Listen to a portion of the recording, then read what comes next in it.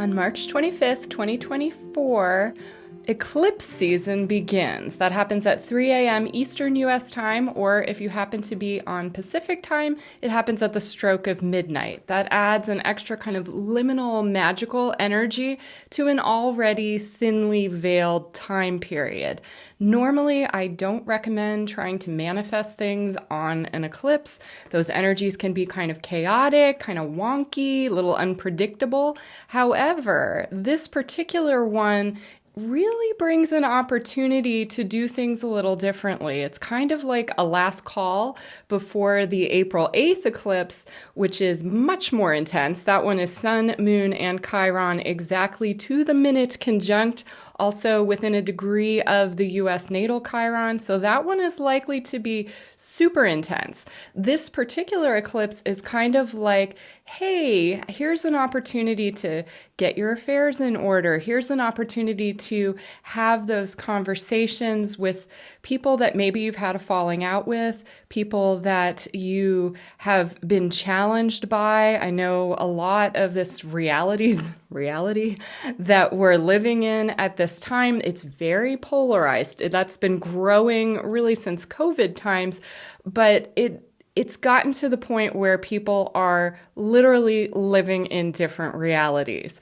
And that's pretty obvious if you interact with people that you haven't seen in a long time, and then you realize that, like, it's not just that you have a slightly different memory of events, it's like the entire world is very different. So we may not totally bridge those gaps, but this particular full moon in Libra, which is a sign of love, harmony, peace, relationships, negotiations, that particular energy is amplified by the Sabian symbol. So the Sabian symbol for this one, Libra 6, a man watches his ideals taking a concrete form before his inner vision. And then Dane Rudyard goes on to elaborate with a keynote, the need to visualize clearly one's dreams or ideals in order to make them truly effectual. It is a phase of interior formulation in preparation for a creative projection of one's ideals or concepts. So that's a lot to unpack, but in layman's terms, it basically means that creative element of Libra, that part of Libra that is associated with the arts and beauty, it's inviting us to use that energy at the time of the eclipse to bring into form maybe things that you've had only in your inner vision. You know, sometimes you have a much different idea of what the world is actually looking like. It can look pretty scary, pretty dire, but a lot of us have been holding inside ourselves this vision of actually a much lighter energy future. Some people are calling that 5D Earth. Some people are calling that the new Earth. But whatever it is, it seems to have a lot less density. So things out there are very heavy. Things inside can be very light, can be very expansive.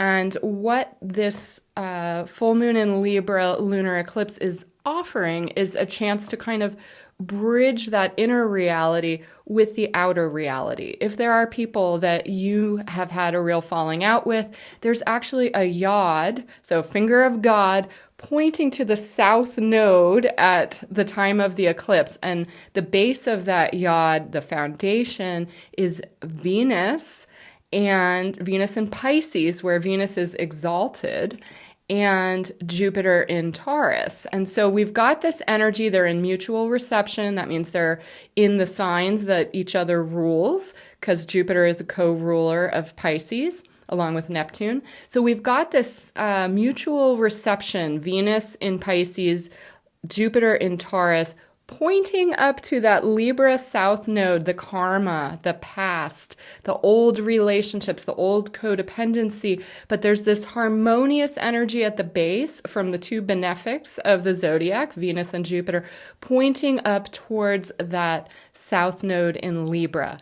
So what might this mean? It could mean that things that need to end, relationships that have had a falling out where that's actually appropriate, they're still going to end. It's not necessarily going to change that outcome, but it could smooth things over. It could ease some of that stickiness that makes it so hard to move on from relationships in a peaceful way. It could also lead to more of a chance for peace, more of a chance to renegotiate some of the, really polarized energies could come more into harmony through the process of this eclipse and our willingness to manifest a different world. So there are a couple things to be aware of in addition to that very karmic yod pointing to the South Node in Libra, and that is that there's a cluster at 5 to 6 Pisces that quincunxes very exactly this full moon in Libra. And so again, that quincunx energy, that's 150 degrees. It's a pretty tight orb. You only look plus or minus 2 degrees, and you've got to integrate signs that seem like they have nothing in common. So Pisces, a mutable water sign, Libra, a cardinal air sign. What do they have in common? On the surface, nothing. Actually, these two are not so hard to integrate because they both deal with beauty, they both deal with the arts, they deal with love. So Pisces, you've got the higher love. Libra, you've got the more, romantic love, but also just in general, trying to find that win-win negotiation, that win-win partnership energy. So those are the energies that are in the signs, but then when we look at what is actually at 5 to 6 degrees Pisces, it's kind of intense.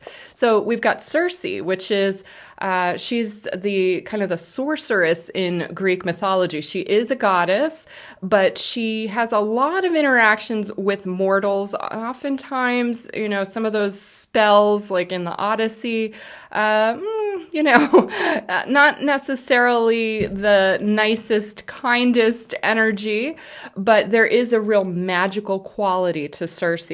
Then we've got Gong Gong, which I had to look that up. That is a Chinese water dragon who is associated with like 100-year flood. So massive flooding. And when we've got Gong Gong in Pisces, kind of the last water sign that has no boundaries, it increases that energy of a flood.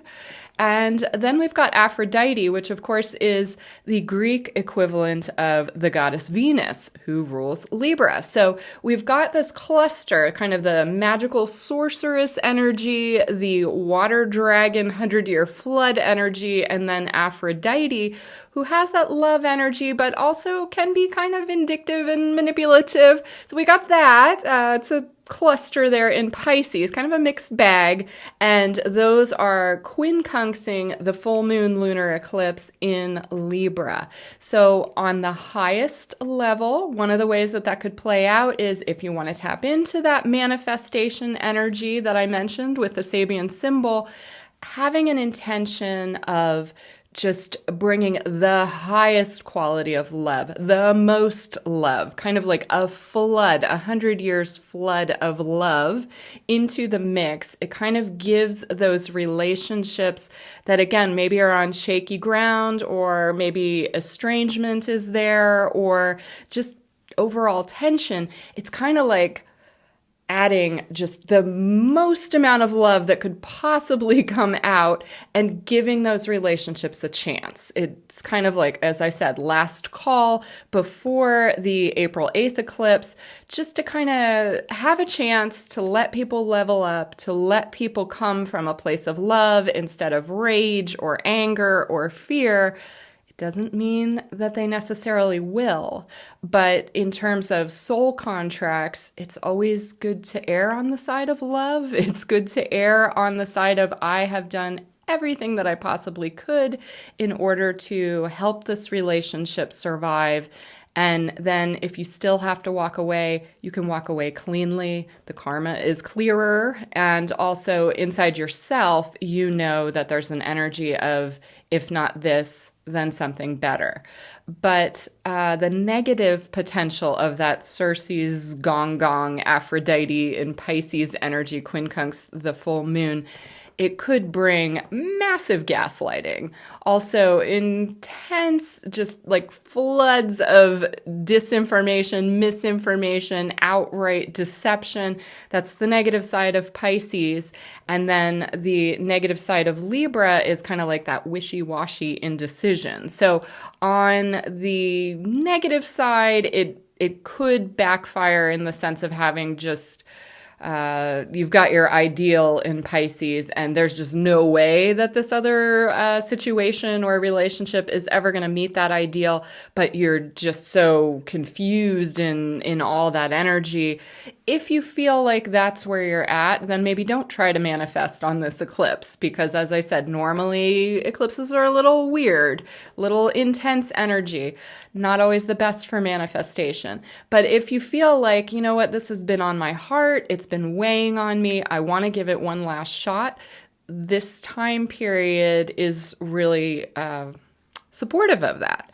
The other thing is maybe you just want to bypass all of the relationship stuff because it's just too enmeshed, it's too chaotic and just too painful. That's okay too. Tap into the love energy and direct that into creative projects, because again, Pisces, a sign of inspiration and really higher love and beauty, unconditional compassion, but that can come through what we are bringing into the world, what we're creating in the world. And then with Libra, we've got that love energy, but again, this emphasis on the arts. And so if you're an artist, if you're a poet, if you are a gardener, if you just want to have a makeover, this energy is actually really supportive of really making a change in how things look, how things appear. It kind of invites in like a fairy glamour energy into the mix, and it could be pretty amazing. So I wanted to put this out there because for an eclipse, this is unusual to have this kind of opening. And as I said, the April 8th eclipse, crazy intense. I will be making a video about that because I actually have quite a bit to say about this one. I've been tracking it for at least 8 months. But this one is a big opportunity on March 25th. Remember, eclipse energies can last for about 6 months, but I'm looking at that April 8th eclipse as kind of a game changer. And so in this case, that intensifies the energy of the March 25th eclipse because it's your chance to really right the ship. It's your chance to try to bring whatever kind of harmony is possible under the circumstances and take that to the next level. Bring in that lighter, less dense kind of 5D new earth energy, because ultimately that's the frequency that we're really trying to manifest on earth, and this eclipse is helpful for that. All right, until next time, you guys take care. Bye.